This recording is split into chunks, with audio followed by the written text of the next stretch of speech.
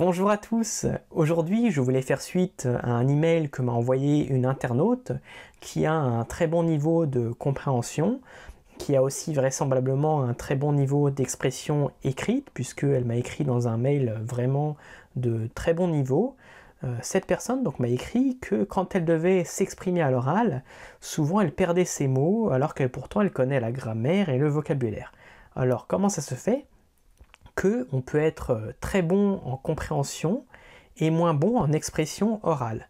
Eh bien, c'est très simple, c'est parce que contrairement aux idées reçues, la compréhension orale et l'expression orale, ce sont deux compétences complètement différentes. Et je vais vous donner un exemple très concret.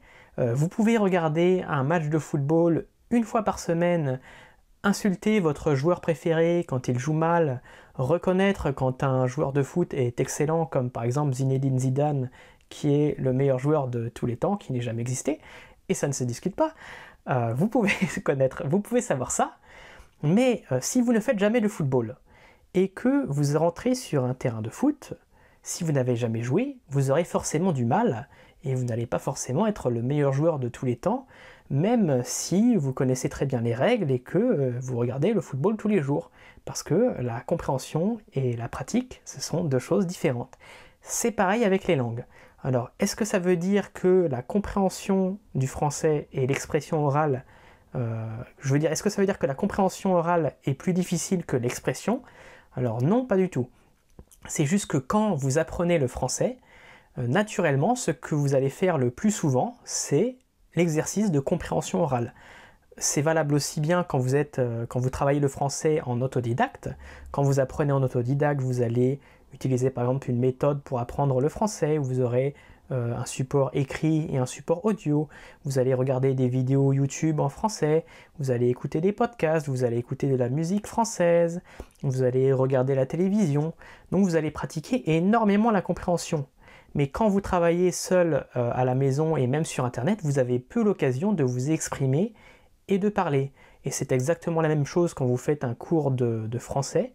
Même si vous faites un cours de français intensif, si vous faites des cours intensifs de français avec un groupe de 25 élèves et que vous avez très peu la parole, ben justement vous avez peu l'occasion de pratiquer l'expression orale.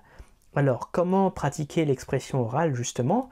Alors, il y a évidemment les cours de conversation. Alors, je ne dis pas ça parce que j'en donne moi-même, je le pense vraiment. C'est vraiment une des méthodes les plus efficaces. Il y a aussi d'autres méthodes. Il y a par exemple le shadowing. Alors, le shadowing, j'ai fait une vidéo là-dessus. Je vais vous mettre un lien dans la vidéo si vous voulez vous intéresser à cette méthode. C'est un très bon moyen de pratiquer et de muscler votre bouche pour vous entraîner à parler, et vous allez après acquérir la langue sous forme de réflexe. Ça va aussi améliorer votre accent et même votre compréhension orale et écrite, donc c'est un excellent exercice à faire. Il y a aussi, vous pouvez aussi trouver un tandem avec quelqu'un avec qui échanger. Donc le seul problème, si on peut appeler ça un problème du tandem, c'est que vous allez devoir donner souvent de votre temps pour, par exemple, parler dans votre langue maternelle. Donc par exemple, 1 heure par semaine, vous allez être obligé de parler espagnol, et cette personne, en échange, va vous parler 1 heure par semaine en français. Donc voilà, est-ce que vous voulez investir de votre temps pour échanger avec quelqu'un? C'est ça la question. Et enfin, je vous conseille aussi quand même de vous entraîner à parler tout seul tous les jours, même si vous faites des cours de conversation, même si vous faites des cours de français, faites ça tous les jours entre les cours. C'est vraiment ça qui va faire la différence.